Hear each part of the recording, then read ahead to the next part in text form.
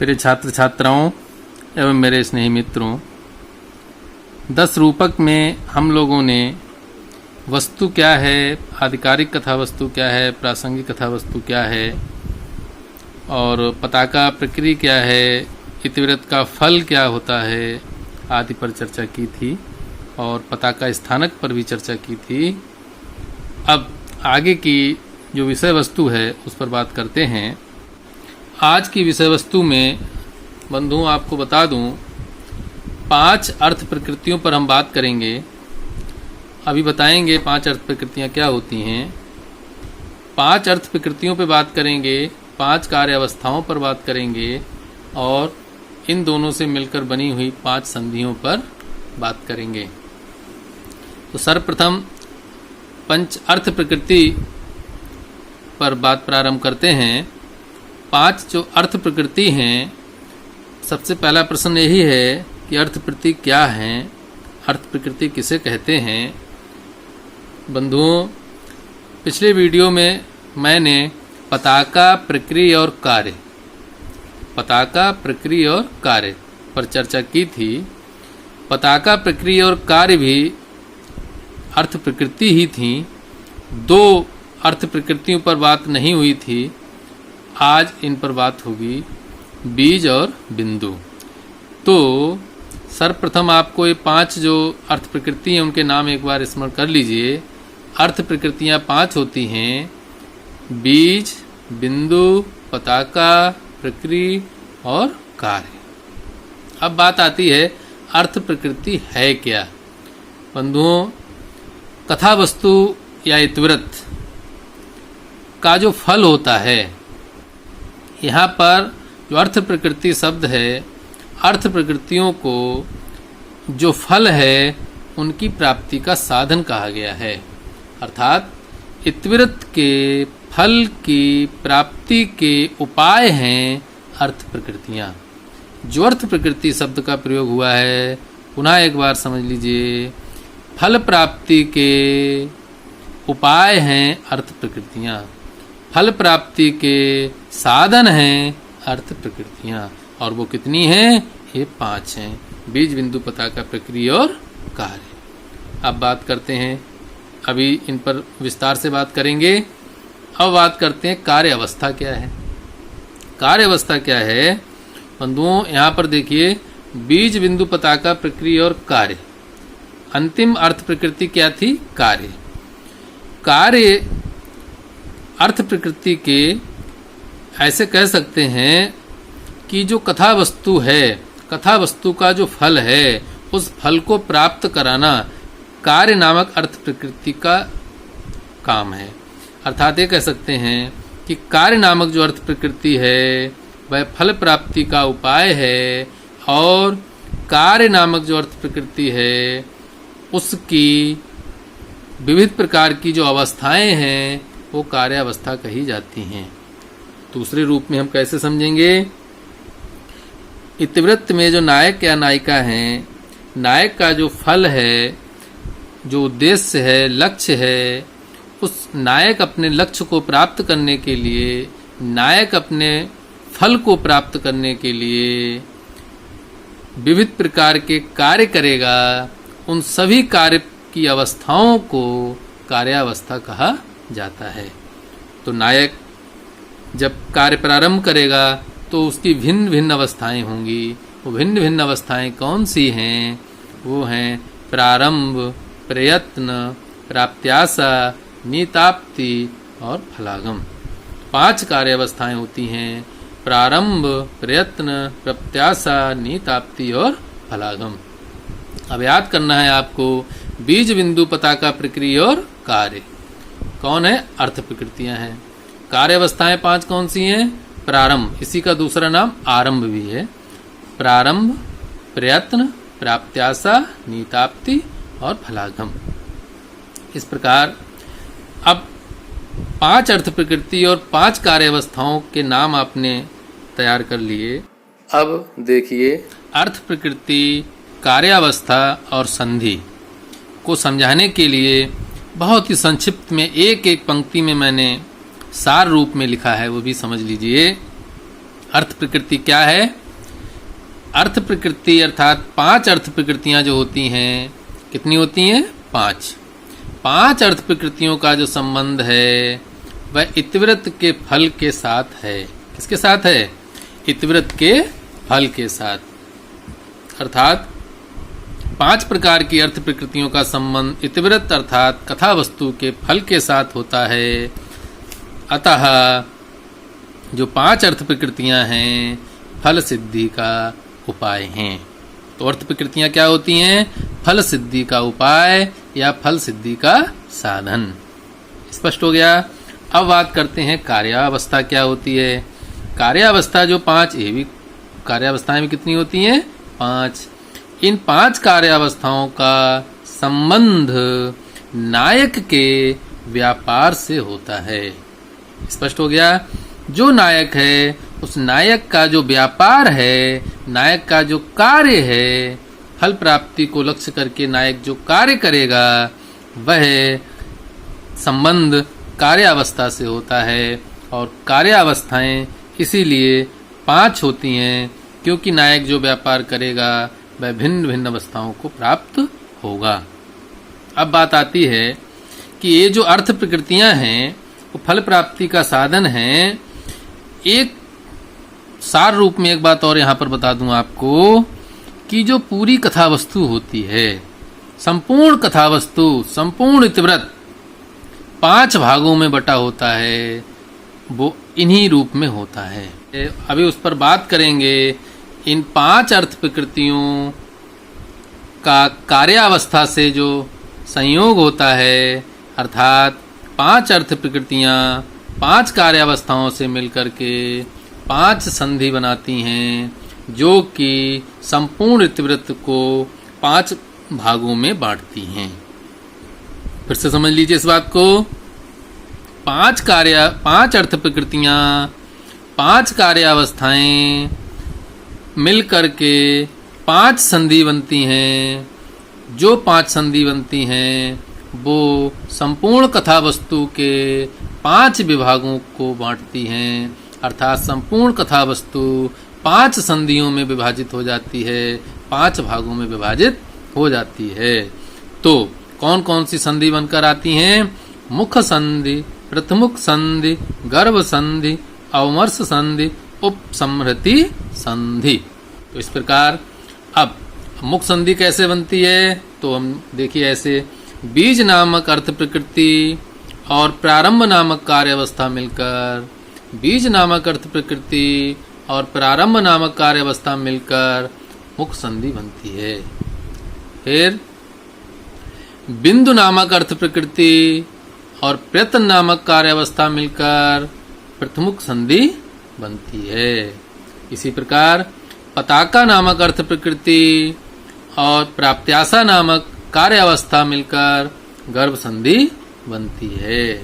इसी प्रकार प्रकृति नामक अर्थ प्रकृति और नीताप्ति नामक कार्यावस्था का जब मिलन होता है तो अवमर्श संधि होती है। कार्य नामक अर्थ प्रकृति जब फलागम नामक कार्यावस्था से मिलती है तब उपसमृति संधि होती है। तो बंधुओं, 5 अर्थ प्रकृति, 5 कार्यावस्था, 5 संधियों के नाम मात्र अभी आपने समझे हैं। अब मेरा उद्देश्य है लक्षण के साथ 5 अर्थ प्रकृतियां क्या क्या हैं, उनकी परिभाषा क्या है, 5 कार्यावस्थाओं की परिभाषा क्या है और संधि का परिचय आपसे कराया जाए। तो मैं आपको बता दूं कि पताका का लक्षण हम पढ़ चुके थे। जब कथा वस्तु पढ़ रहे थे तो प्रासंगिक कथा वस्तु के 2 भेद आए थे, एक पताका और एक प्रकृति। ये 2 लक्षण हम पढ़ चुके हैं। पुनः आपको स्मरण करा दें, क्या था पताका का लक्षण? सानुबंधम पताकाख्यम, जो अनुबंध के सहित है, मुख्य कथा वस्तु के साथ दूर तक चलती है, सहायक कथा वस्तु पताका कहलाती है। क्या कहा? मुख्य कथा वस्तु के साथ दूर तक चलने वाली सहायक कथा वस्तु पताका कहलाती है। और जो मुख्य कथा वस्तु के साथ दूर तक नहीं चलती, प्रदेश भाग एक प्रदेश में स्थिर रहती है, वह कथा वस्तु प्रक्रिया कहलाती है। जैसे रामायण में श्रवण आदि का वृत्तांत या सबरी आदि की जो कथा है, सबरी प्रकरण श्रवण वृत्तांत प्रक्रिया के अंतर्गत आएगा। और पताका के अंतर्गत क्या आएगा? सुग्रीव का वृत्तांत, विभीषण का वृत्तांत, जो कि मुख्य कथा के साथ राम और सीता की कथा के साथ दूर तक चला है, तो वह पताका के अंतर्गत आएगा। ये बात हम लोग पढ़ चुके थे। और पताका प्रक्रिया, और इसके बाद बात आई थी इतिवृत्त का फल क्या है। तब हम लोगों ने कार्य को भी पढ़ा था। क्या था कार्य? मैंने लिखा है, इतिवृत्त के फल को प्राप्त कराना कार्य का काम होता है। जो इतिवृत्त का फल है, त्रिवर्ग धर्म अर्थ और काम, जो कि शुद्ध होता है, एक से अन्वित होता है और अनेक से अन्वित होता है, यह चर्चा मैंने की थी। जिन लोगों ने पिछला वीडियो नहीं देखा है, कृपया उसे देख लें, क्योंकि अगर आज मैं पुनः चर्चा करूंगा तो समय की बर्बादी होगी, जो कि उचित नहीं है। तो कार्य पर भी हमने बात की थी। पताका प्रक्रिया और कार्य, तीन अर्थ प्रकृतियों पर चर्चा हो चुकी है। अब बात आती है कि बीज क्या है और बिंदु क्या है। अब मैं चलता हूँ मूल पुस्तक पर, लक्षण के लिए बीज क्या है। देखिए बंधुओं, यहाँ पर बता रहे हैं तत्साधनम व्युत्पादयति, उसके साधन को बताते हैं। क्या कह रहे हैं? तत्साधनम व्युत्पादयति, साधन को बताते हैं। किसके साधन को? फल प्राप्ति के साधन को। स्पष्ट है, फल प्राप्ति का जो साधन है उसे बताते हैं। तो फल प्राप्ति का साधन कौन है? बीज है। क्या है? बीज नाम की अर्थ प्रकृति और ये लक्षण बीज के लिए दिया गया है। तो क्या है? देखिए, स्वल्पोदिष्टस्तु तत् हेतुर्बीजम विस्तारे नेकधा। क्या कहा है? स्वल्प उद्दिष्टस्तु। स्वल्प माने सूक्ष्म रूप से, बहुत ही सूक्ष्म रूप में, जिसका उद्देश्य हो, जिसका संकेत किया गया हो, सूक्ष्म रूप से जिसका संकेत किया जाता है, और तत् अर्थात फल का हेतु होता है। जो तत् अर्थात फल का हेतु है, सूक्ष्म रूप से जिसका उद्देश्य किया गया है, वह बीज है। विस्तारे नेकधा, और जिसका विस्तार अनेक प्रकार से होता है। कब? कथा वस्तु में आगे चलकर उसका विस्तार अनेक प्रकार से होता है। तो यहाँ पर एक बार देख लीजिए, उस फल का साधन बताते हैं। क्या? उस फल का निमित्त बीज है, जिसका आरंभ सूक्ष्म रूप से संकेत किया जाता है। जो आरंभ में सूक्ष्म रूप से संकेतित होता है और आगे चल कर के विस्तार को प्राप्त करता है, वह बीज है। देखिए, उदाहरण के तौर पर जैसे बीज है, वट वृक्ष का बीज है, और सूक्ष्म प्रारंभ में जब उसका बीजारोपण होता है तो कितना सूक्ष्म होता है, और समय आते आते, समय के परिवर्तन के साथ आगे चलकर वह बीज वट वृक्ष के रूप में, विशाल रूप में प्राप्त हो जाता है। तो वैसे ही इसीलिए इस साधन का नाम, इस फल के साधन का नाम बीज रखा गया है, क्योंकि ये प्रारंभ में बीज रूप में होता है और अंत में संपूर्ण कथा वस्तु में व्याप्त हो जाता है, इसलिए इसका नाम बीज है। अब बातें आती है बंधुओं कि बीज कैसे स्थापित होता है। तो इसमें रत्नावली का एक उदाहरण दिया गया है। क्या कहा गया है? रत्नावली में एक मंत्री का नाम है योगेंद्रायण, विश्वासपात्र मंत्री है राजा उदयन का। तो वह कहता है, कह संदेह, क्या संदेह है, और दीपात अन्यस्मात्, ये छंद पड़ता है। तो वहाँ पर अर्थात ऐसे कह सकते हैं, रत्नावली नाटिका में जो 4 अंक हैं, उसके प्रथम अंक में और प्रथम अंक में भी विस्कंभक में बीज को स्थापित किया गया है। कैसे, उसे यहाँ पर देखिए। रत्नावली नाटिका में वत्सराज अर्थात उदयन, वत्सराज कौन है? उदयन को रत्नावली की प्राप्ति फल है। वत्सराज जो उदयन है उनको रत्नावली अर्थात सागरिका की प्राप्ति होना फल है।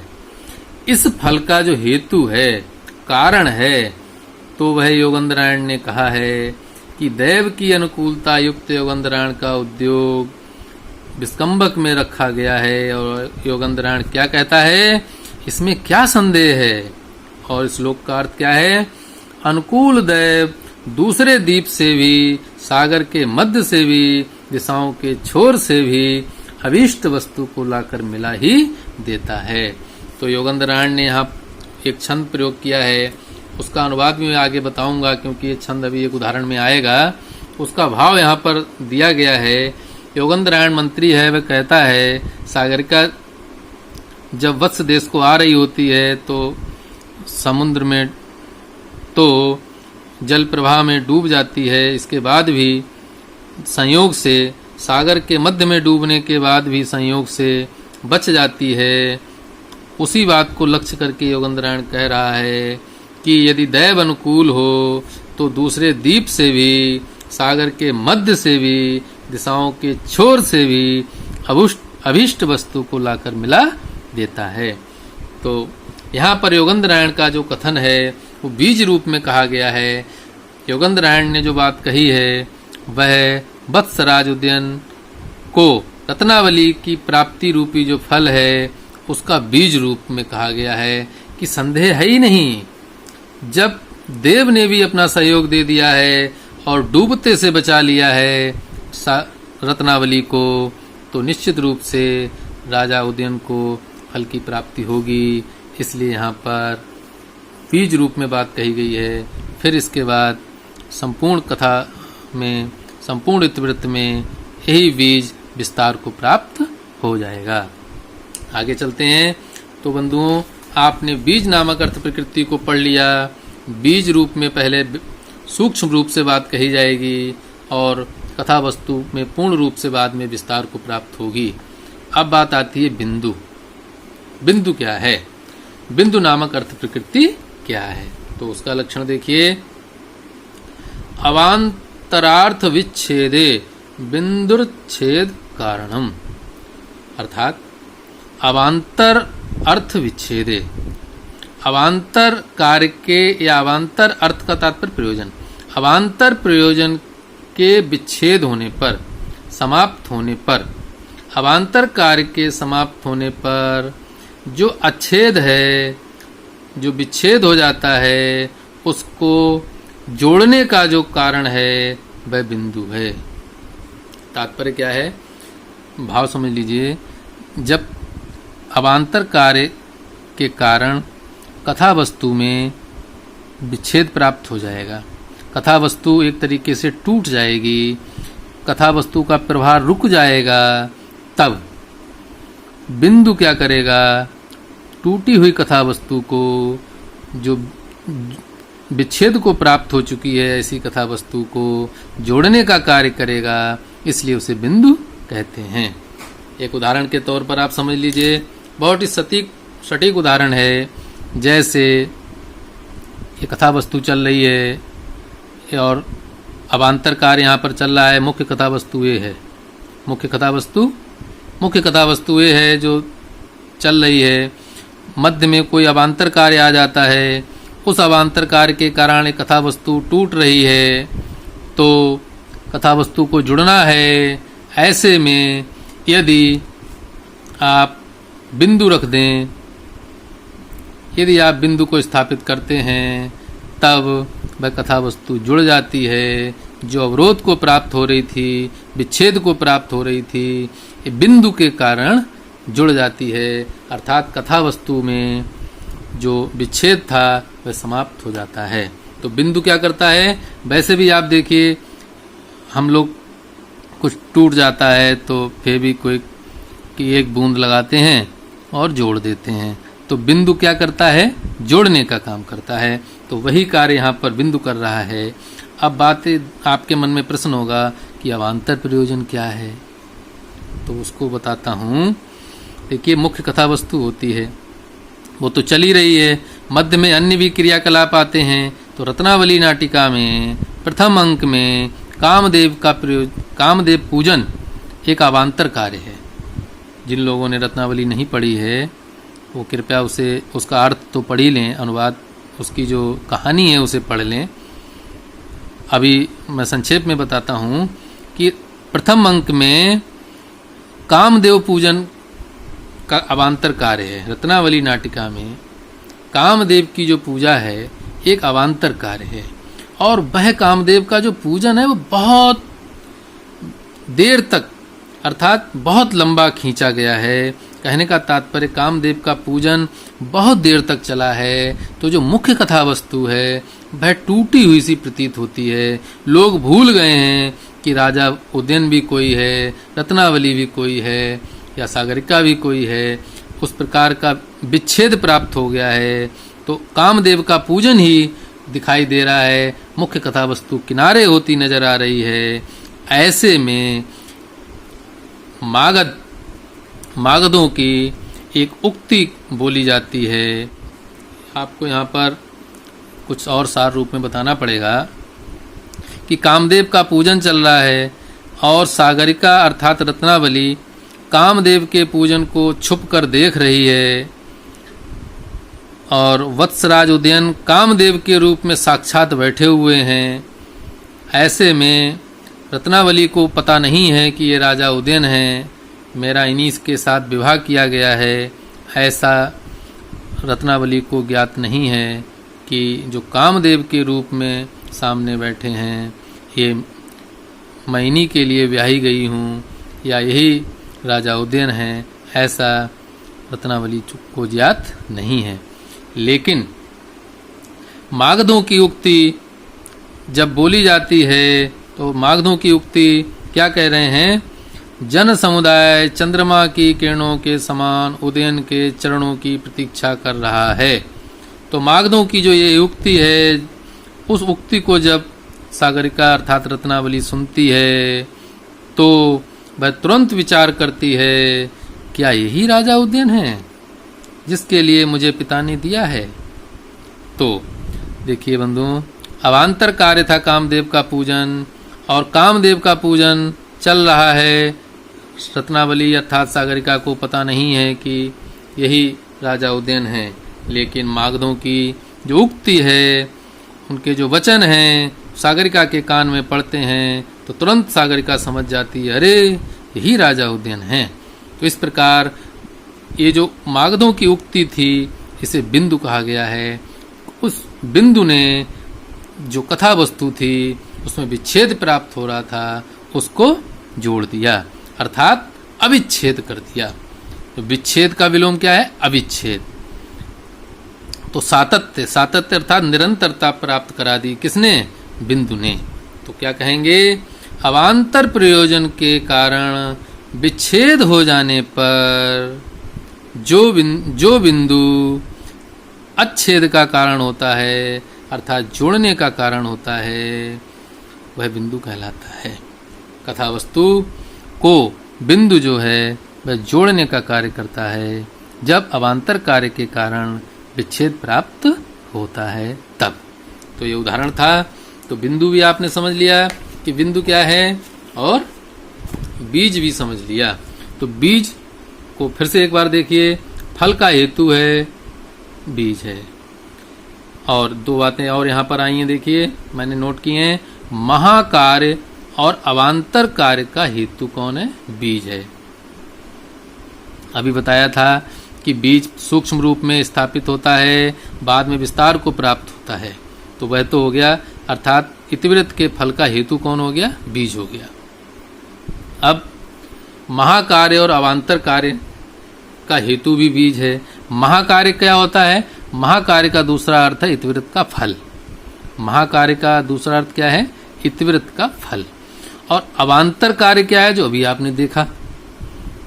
तो जो बीज है, बिंदु भी बीज का ही पर्याय है, परंतु बीज जो है मुख्य है, बिंदु अवान्तर रूप में है।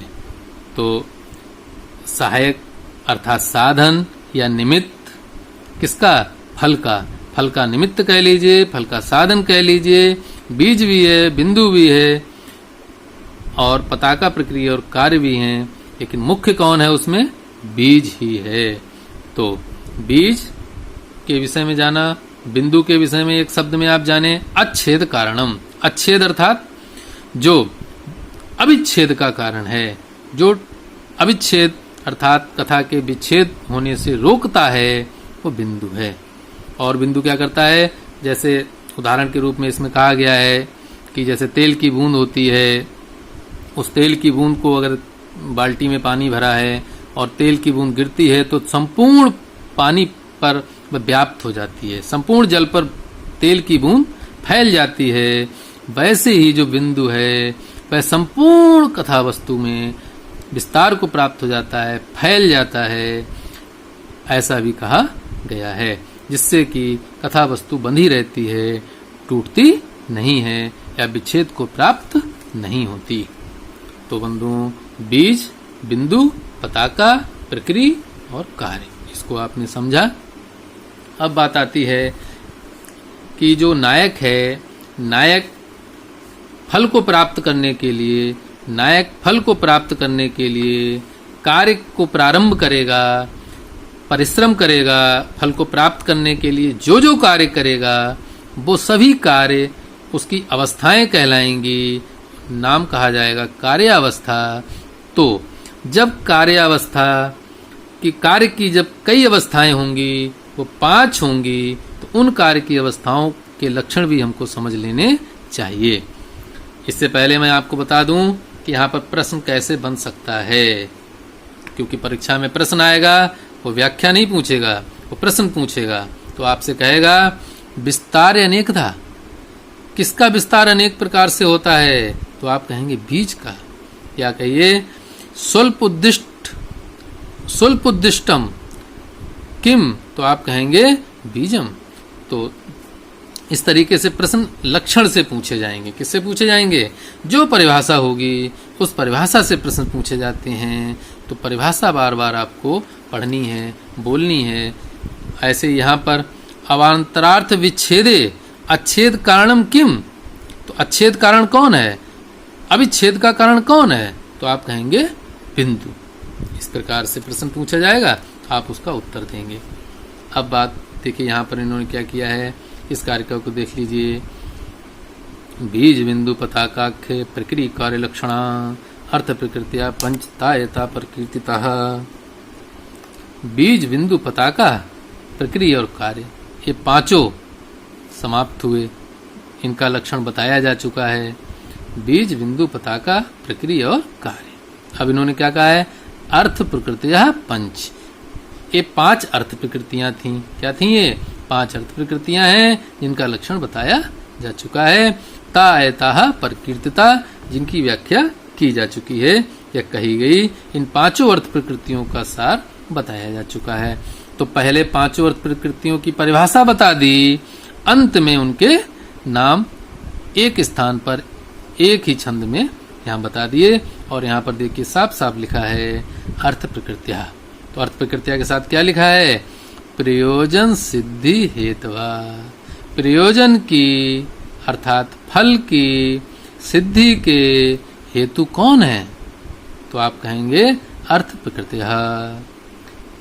इस प्रकार से प्रश्न भी बन सकता है, तो आप ध्यान रखेंगे। तो अर्थ प्रकृतियां प्रयोजन की सिद्धि का हेतु होती हैं। अब इसके पश्चात इन्होंने क्या कहा है, देखिए कि अर्थ प्रकृतियों को बताने के बाद अन्यत अवस्था पंचकम आहा। अन्यत अवस्था पंचकम आहा अर्थात 5 और भी अवस्थाएं बताते हैं। अन्य दूसरी प्रकार की अवस्था बताते हैं, पंचम अर्थात 5। देखिए यहाँ पर कार्य आया था, यहाँ पर कार्य आया था, अर्थ प्रकृति के अंतर्गत कार्य था। अब क्या कह रहे हैं? अन्य प्रकार से या और भी 5 अवस्थाओं को बताते हैं। तो क्या है देखिए, अवस्था पंच कार्यस्य प्रारब्धस्य फलार्थिभिः आरंभ यत्न प्राप्त्यासा नेताप्ति फलागमः। 5 अवस्थाएं हैं कार्य की। कार्य की कितनी अवस्थाएं हैं? 5 हैं। प्रारब्ध अर्थात जो आरंभ किया गया है। क्या आरंभ किया गया है? प्रारब्धस्य कार्यस्य। देखिए ये विशेष विशेषण है, प्रारब्धस्य कार्यस्य, प्रारंभ किए गए कार्य की। अब किसके द्वारा प्रारंभ किए गए कार्य की? तो आएगा फलार्थ भी, फल की इच्छा करने वाले के द्वारा। तृतीया बहुवचन है। फलार्थ भी, फल की इच्छा करने वाले व्यक्ति के द्वारा प्रारंभ किए गए कार्य की 5 अवस्थाएं होती हैं। अब उन 5 अवस्थाओं के नाम द्वितीय पंक्ति में आरंभ, यत्न, प्राप्त्यासा, नीताप्ति, फलागमः। यही 5 अर्थ प्रक्रिया, यही 5 तो अर्थ कार्य अवस्थाएं मैंने आपको बताई थी। प्रारंभ, प्रयत्न, प्राप्त्यासा, नीताप्ति और फलागम। तो यही 5 इन्होंने यहाँ पर बता दी। अब बात आती है पहली अर्थ प्रकृति कौन है? प्रारंभ। तो प्रारंभ कौन है? प्रारंभ का लक्षण क्या है उसे समझ लीजिए। देखिए क्या कहते हैं, आपसे लक्षण का अधूरा हिस्सा दे करके आपसे पूर्ण कराया जा सकता है, या जो लक्षण का मुख्य भाग होता है उसको दे करके आपसे वह किसका लक्षण है आपसे परीक्षा में पूछा जा सकता है। ये ध्यान रखेंगे, इसलिए लक्षण पर जरूर ध्यान केंद्रित करिए। क्या? औत्सुक्य मात्रम आरंभ। औत्सुक्य मात्र, उत्सुकता मात्र होना। देखिए फल की इच्छा के लिए हम केवल इच्छा मात्र करें, केवल इच्छा मात्र करना ही आरंभ हो जाता है। कौन सी कार्यावस्था हो गई? आरंभ नाम की जो कार्यावस्था है वह क्या होगा? उसका लक्षण क्या है? फल लाभाय, फल की प्राप्ति के लिए या फल की इच्छा के लिए, फल प्राप्ति के लिए, आरंभ फल की इच्छा के लिए उत्सुकता मात्र होना ही आरंभ कहलाता है। तो मित्रों स्पष्ट हो गया कि मैं ये काम करूंगा, इतना इच्छा शक्ति को दर्शाना ही केवल आरंभ हो जाता है, आरंभ नाम की कार्यावस्था हो जाती है। तो यहाँ जो आरंभ का उदाहरण है वह क्या है कि योगेंद्रनारायण जो मंत्री है राजा उदयन का, वह क्या कहता है? इस कार्य को मैं करूंगा स्वामी के अभ्युदय के लिए। किसके अभ्युदय के लिए? अपने राजा उदयन स्वामी के अभ्युदय के लिए। जो मंत्री है वह कार्य करने की इच्छा दर्शा रहा है, महाराज उदयन को चक्रवर्ती सम्राट बनाना है। कैसे बनना है? महाराजा उदयन चक्रवर्ती सम्राट कब बनेंगे? जब रत्नावली से उनका विवाह होगा। तो अपने राजा को चक्रवर्ती सम्राट बनाने के उद्देश्य से जो मंत्री है वह उत्सुकता मात्र दिखाता है कि मैं इस कार्य को करूंगा। तो ये हो गया आरंभ। क्या हो गया? आरंभ। तो कार्य की एक अवस्था थी आरंभ, जिसका लक्षण आपने पढ़ा। तो ऐसे भी परीक्षा में पूछा जा सकता है औत्सुक्य मात्रम कस्य लक्षणम। उत्सुकता मात्र होना किसका लक्षण है? तो आप कहेंगे आरंभस्य लक्षणम, आरंभ का लक्षण है। इस प्रकार परीक्षा में पूछा जा सकता है। उत्सुकता मात्र होना कौन है? आरंभ है। फिर क्या है दूसरी कार्यावस्था? दूसरी कार्यावस्था है प्रयत्न या यत्न, एक ही बात है। तो क्या कह रहे हैं? प्रयत्नस्तु, प्रयत्न है, तत् तत् तत् अर्थात फल। प्रयत्न है, क्या प्रयत्न है? फल के अप्राप्त होने पर, फल के प्राप्त ना होने पर व्यापार करना, कार्य करना, अतित्वर अन्विता, बहुत ही तीव्र गति से, बहुत ही वेग पूर्वक, बहुत ही अधिक इच्छा शक्ति से कार्य करना। उस फल को प्राप्त ना होने पर, जब फल प्राप्त नहीं होगा तो बंधु हम क्या करते हैं? प्रयास करते हैं, प्रयत्न करते हैं। तो जब फल प्राप्त नहीं होगा तो हम अत्यंत वेग पूर्वक फल को प्राप्त करने के लिए कार्य करेंगे। और जब अत्यंत प्रयत्न करेंगे तो उस कार्यावस्था का नाम क्या हो जाता है? प्रयत्न। तो क्या लक्षण है इस यत्न की परिभाषा में? मुख्य बात क्या है? मैंने यहाँ लिखी है अप्राप्त। क्या प्राप्त? फल के प्राप्त ना होने पर व्यापार करना। फल के प्राप्त ना होने पर व्यापार करना ही प्रयत्न कहलाता है। और व्यापार कैसा होता है? वह अति त्वरान्वितः, अत्यंत वेग पूर्वक कार्य को आरंभ करना प्रयत्न कहलाता है। तो इस प्रयत्न के उदाहरण के रूप में क्या दिया है बंधुओं? देख लीजिए, जब फल की प्राप्ति नहीं होती, जब फल की प्राप्ति नहीं होती है, सागरिका को अर्थात जो रत्नावली है, सागरिका है, एक ही बात है, उसके दो नाम हैं, तो इसलिए योगेंद्रायण जो मंत्री है उसका नाम सागरिका रख देता है। रत्नावली उसका नाम पहले से ही था, तो एक ही नायिका के दो नाम हैं, इसलिए कन्फ्यूजन मत पड़िएगा कभी भी। तो रत्नावली नाटिका में सागरिका वत्सराज उदयन को प्राप्त करने के लिए प्रयत्न करती है। क्या प्रयत्न करती है? कहती है कि कोई दूसरा उपाय नहीं है, अतः चित्र बनाऊंगी, मन चाही करूंगी।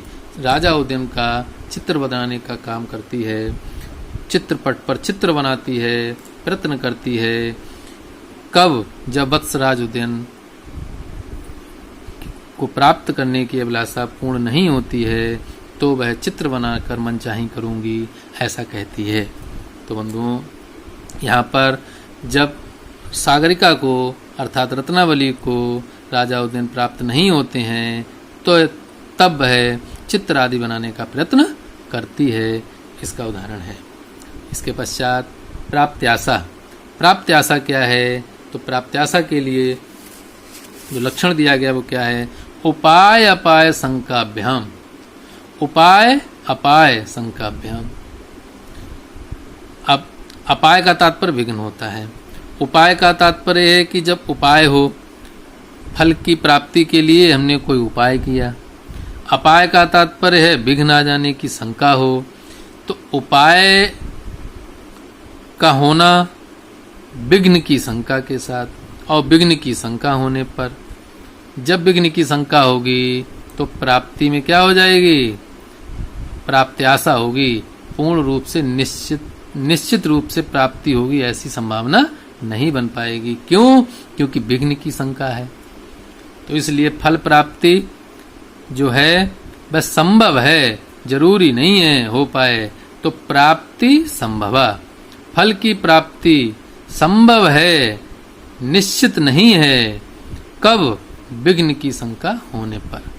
उपाय है लेकिन विघ्न की आशंका है, अतः फल की प्राप्ति की संभावना मात्र है, इसलिए कहा जाता है प्राप्त्याशा, कि प्राप्ति की आशा। यण संधि भी कह सकते हैं आप, यहाँ पर हुई है। तो फल की प्राप्ति की संभावना मात्र होती है कब? उपाय होने पर और विघ्न की आशंका होने पर। जैसे रत्नावली नाटिका में सागरिका क्या करती है? राजा उदयन से मिलने के लिए वेश परिवर्तन करके जाती है।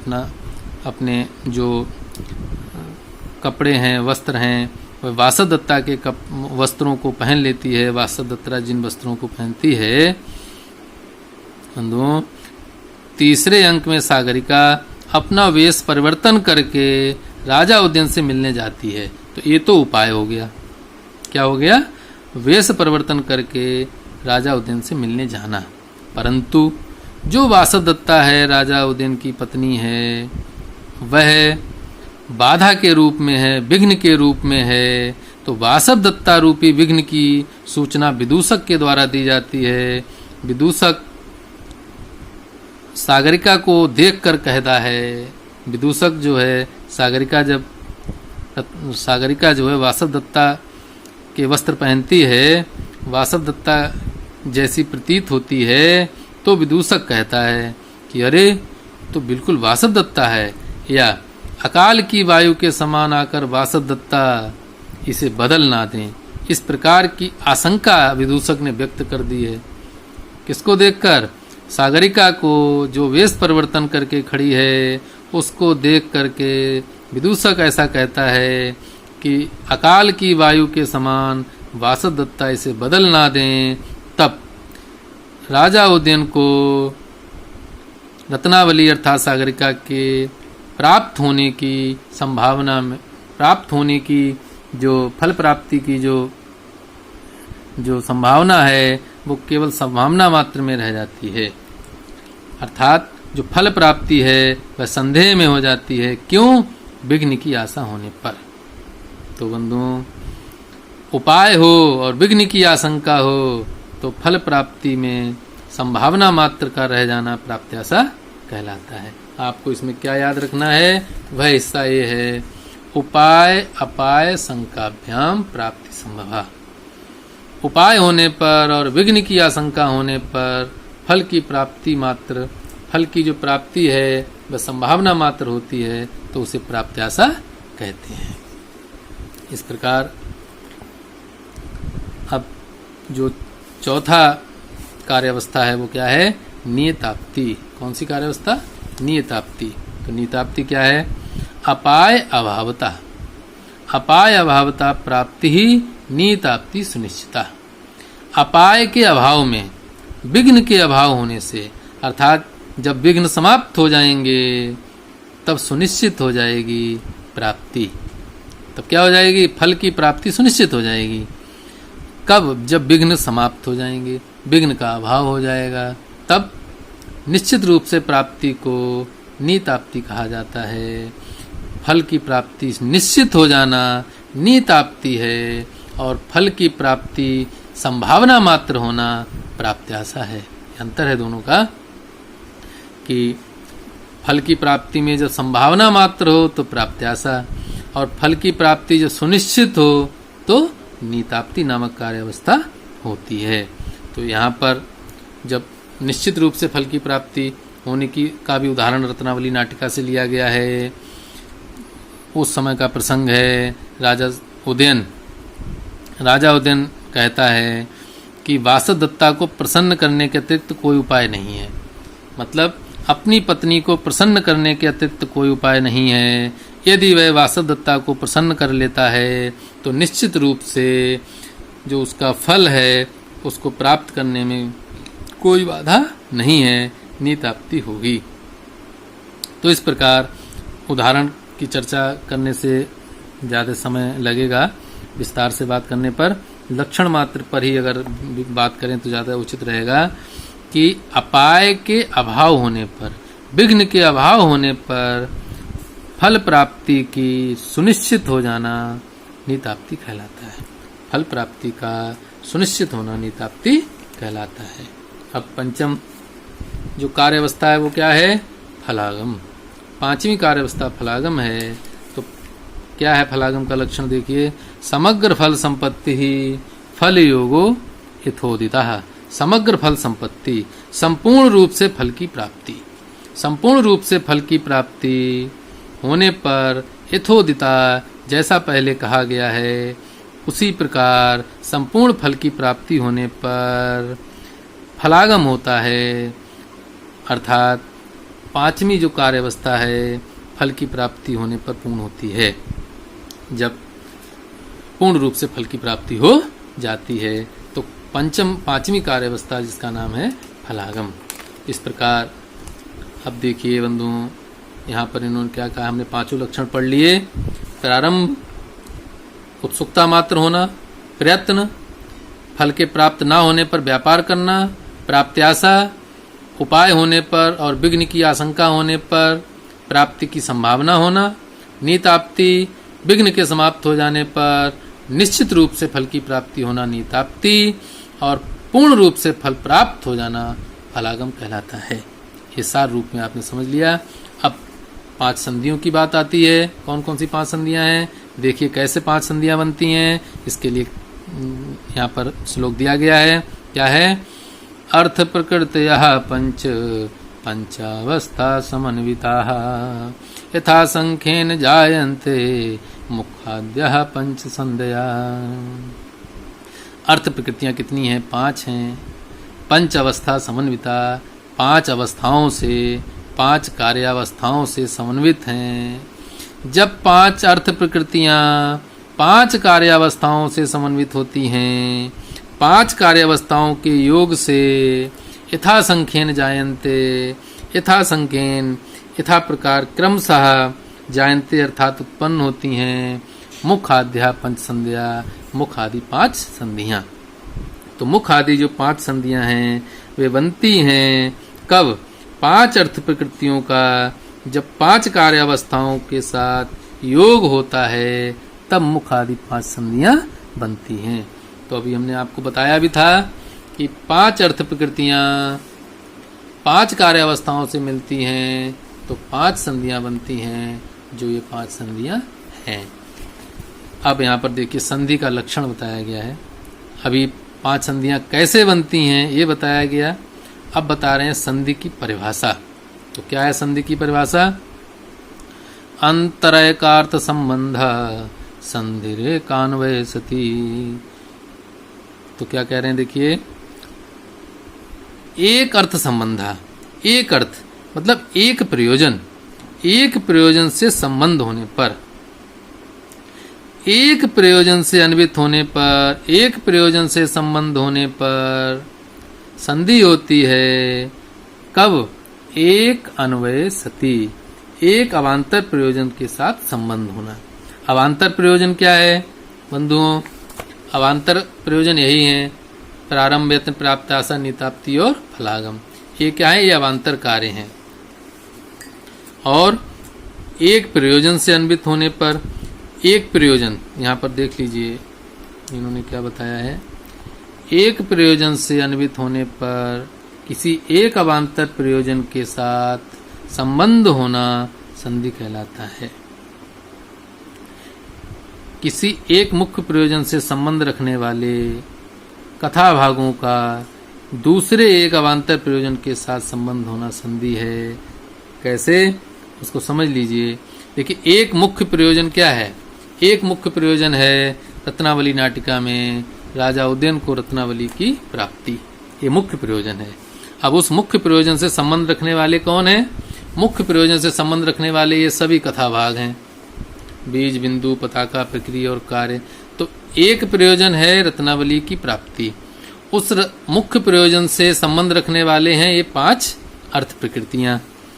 अब पांचों अर्थ प्रकृतियां या 5 कह सकते हैं कथा के जो भाग हैं, जब किसी दूसरी कार्य अवस्था से मिलते हैं, तो कार्य की अवस्था से जब मिलते हैं तब 5 संधियां बनती हैं या मिलने पर संधि होती है, ये कहने का तात्पर्य था।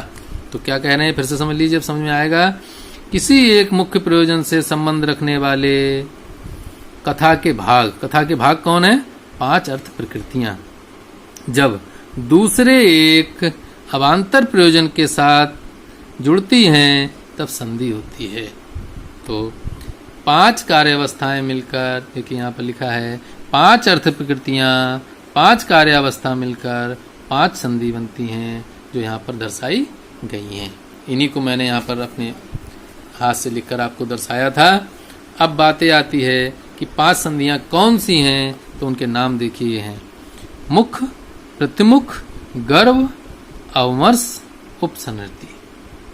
तो एक संधि मुख हो गई, दूसरी प्रतिमुख संधि हो गई, तीसरी गर्भ संधि हो गई, चौथी अवमर्श संधि हो गई, 5वीं उपसंहृति अर्थात उपसंहार। अर्थात 5 संधियां बनती हैं जिनकी चर्चा आज अब कर पाना संभव नहीं है, समय बहुत हो गया है। तो बंधुओं, 5 संधियों पर उदाहरण सहित उनके भेदों के साथ चर्चा अगले सत्र में करेंगे।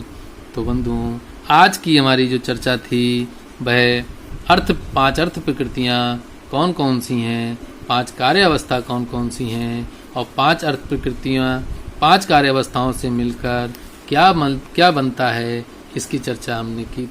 तो बंधुओं, आज के सत्र में इतना ही। आपको आज का सत्र कैसा लगा? 5 अर्थ प्रकृतियां और 5 कार्य अवस्थाओं से संबंधित ये सत्र समाप्त होता है। संधियों की चर्चा के लिए अगले सत्र की प्रतीक्षा कीजिए। अभी भी आप लोगों से निवेदन है, जिन लोगों ने चैनल को सब्सक्राइब ना किया हो कृपया सब्सक्राइब कर लीजिए, और यदि आपको ये अच्छा लगा हो, कुछ समझ में आया हो तो लाइक कर लीजिए, शेयर कर दीजिए, और फिर हम पुनः अगली वीडियो में आपसे मिलते हैं। धन्यवाद। नमस्ते तमाम।